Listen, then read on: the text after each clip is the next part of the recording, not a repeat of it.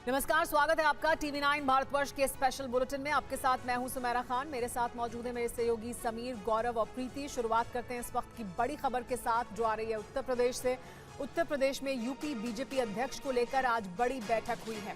आज शाम लखनऊ में ये अहम बैठक होगी। राष्ट्रीय संगठन प्रभारी बीएल संतोष इसमें मौजूद रहने वाले हैं।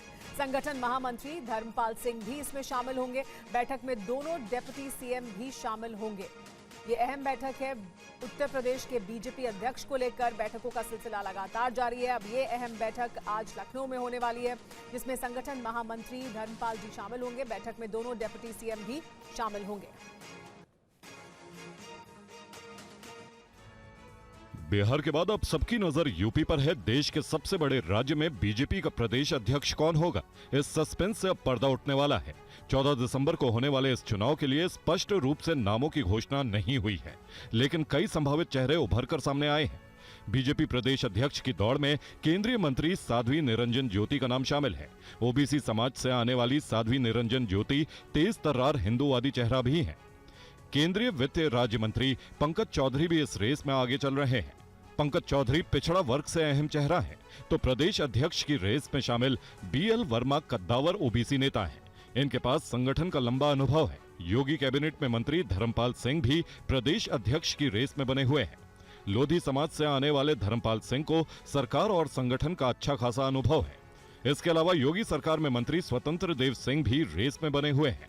कुर्मी समाज से आने वाले स्वतंत्र देव सिंह पहले भी यूपी के प्रदेश अध्यक्ष रह चुके हैं। बीजेपी के राष्ट्रीय सचिव रहे हरीश द्विवेदी का नाम भी प्रदेश अध्यक्ष के दावेदारों में बना हुआ है।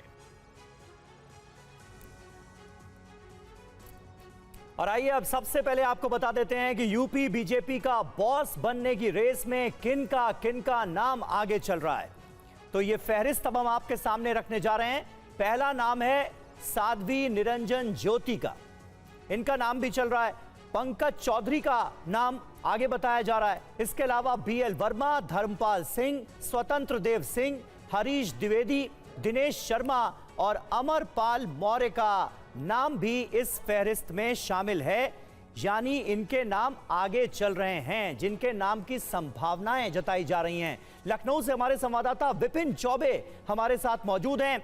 विपिन, क्या खबर छन छन कर सामने आ रही है? वैसे तो अक्सर जिसका नाम आगे चलता है या रेस में बताया जाता है वो नाम होता नहीं, कोई अचानक से दूसरा ही नाम उभर कर सामने आ जाता है। बीजेपी के अगर हम पुराने इतिहास को देखें, खास करके यूपी बीजेपी के बॉस की रेस में कौन सा नाम जो है जिसकी चर्चा हो रही है, क्या हो सकता है आज मीटिंग में?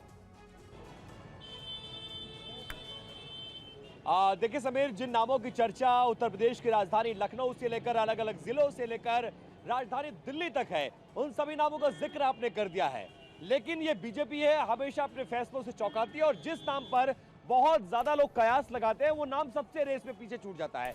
हालांकि जो नाम चर्चा में है उससे एक बात तो साबित हो रही है कि उत्तर प्रदेश में बीजेपी का चेहरा जो भी होगा वो पिछड़ी जाति से होगा। ये बात एकदम तय है, क्योंकि ओबीसी को फेस बनाकर बीजेपी संगठन का फेस बनाकर चुनाव लड़ना चाहती है। अब सवाल ये उठता है कि उसके लिए सबसे मुफीद चेहरा कौन होता है। आप स्वतंत्र देव सिंह की बात करिए, वो भी पिछड़े हैं। पंकज चौधरी की बात करिए, वो भी पिछड़े हैं। बीएल वर्मा की बात करिए, वो भी पिछड़े हैं। साध्वी निरंजन ज्योति, धर्मपाल, ये तमाम वो चेहरे हैं जो रेस में हैं।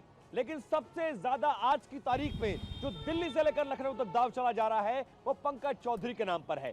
तराई के इलाके से, मतलब पूर्वांचल से आते हैं। महाराजगंज को 7-8 बार रिप्रेजेंट कर चुके हैं, 2 बार केंद्र में मंत्री रहे हैं और कुर्मी जाति से आते हैं। तो मिला जुलाकर उनके नाम पर दाव ज्यादा लग रहा है। लेकिन अगले 48 घंटे यूपी के लिए बहुत क्रूशियल रहने वाले हैं। बीएल संतोष समेत तमाम बड़े नेता लखनऊ पहुंचना शुरू हो चुके हैं। तमाम सांसदों को, मंत्रियों को कहा गया अब आप लखनऊ रहिए। कल नामांकन होगा और 14 तारीख को उस नाम, उस चेहरे से पर्दा हट जाएगा जिसको लेकर 2 साल से कयासबाजी चल रही है। समीर, और बीजेपी के वरिष्ठ नेता महेंद्र पांडे क्या कह रहे हैं, जरा सुन लेते हैं। और राष्ट्रीय परिषद के सदस्यों का भी नामांकन होगा। राष्ट्रीय परिषद होती है, प्रति लोकसभा में एक सदस्य राष्ट्रीय परिषद के लिए चुना जाता है। ये पार्टी के संविधान में प्रावधान है, तो उनका भी नामांकन होगा। और फिर 14 को 1 बजे प्रदेश अध्यक्ष और राष्ट्रीय परिषद के चुनाव के लिए केंद्रीय चुनाव अधिकारी, केंद्रीय वाणिज्य मंत्री श्री पीयूष गोयल जी हैं, उनके आगमन पर 1 बजे इन चुनाव परिणामों की घोषणा होगी। पूरे प्रक्रिया से ये चुनाव आप लोग करा रहे हैं, इस पर क्या कहेंगे? पूरी प्रक्रिया हो रही है, जो ये प्रक्रिया हाँ। कहीं नहीं देखी जाती है पूरी प्रक्रिया। नहीं, ऐसा भारतीय जनता पार्टी में पूरी तरह लोकतंत्र है और भारतीय जनता पार्टी कार्यकर्ता आधारित पार्टी है। सदस्यता होने के बाद जो प्रत्येक 3 बरस पर सदस्यता होने के बाद और उसके संगठनात्मक चुनाव बूथ इकाई से लेकर के मंडल इकाई के बाद जिला इकाई और जिला इकाई के बाद प्रदेश इकाई के चुनाव होते हैं और उसके तहत ये संगठन पर्व 2024-25। तो महेंद्र नाथ पांडे को आप देख रहे थे, जो बता रहे थे कि पूरा स्ट्रक्चर कैसे भारतीय जनता पार्टी में प्रदेश अध्यक्ष का चुनाव होता है। लेकिन विपिन, ऑलरेडी चाहे भारतीय जनता पार्टी के राष्ट्रीय अध्यक्ष को देखें या उत्तर प्रदेश के अध्यक्ष को देखें, दोनों में काफी देरी हुई है। और अब क्योंकि कल यूपी में बीजेपी को नया अध्यक्ष मिल जाएगा, आप पंकज चौधरी की बात कर रहे हैं, तो खाली पिछड़ा होना ही एक यहां पर बड़ा इक्वेशन नजर आता है, या क्योंकि अब 2027 में चुनाव है और ज्यादा समय है नहीं, 1.25 साल मान लीजिए, उसको देखते हुए भी बहुत सारे इक्वेशन यहां काम करेंगे? बिल्कुल गौरव, आपने सही कहा कि इक्वेशन बहुत सारे हैं, लेकिन यूपी और बिहार की पॉलिटिक्स में आप कास्ट को इग्नोर नहीं कर सकते हैं। दूसरी बड़ी बात यह है कि बीजेपी जिस तरह का मॉडस ऑपरेंडी है काम करने का, आप जानते हैं कि यहाँ किन के चेहरों पर हर चुनाव होता आया है, और सबसे बड़ा चेहरा बीजेपी का इस देश में नरेंद्र मोदी है। नरेंद्र मोदी बिहार में भी चेहरा है, यूपी में भी चेहरा है, कर्नाटक, बंगाल, महाराष्ट्र, मध्य प्रदेश, जहां जाइए वो चेहरा होते हैं। संगठन को एक चेहरा चाहिए, एक आप यूं कह सकते हैं कि वो फेस जरूर होता है, लेकिन उतना महत्व नहीं रखता है जितना महत्व नरेंद्र मोदी का चेहरा है। तो इसलिए कास्ट इक्वेशन को साधने के लिए एक ऐसा चेहरा जो उस कास्ट इक्वेशन में फिट हो जाए, उसको लेकर यहां पर मंथन का दौर जारी है।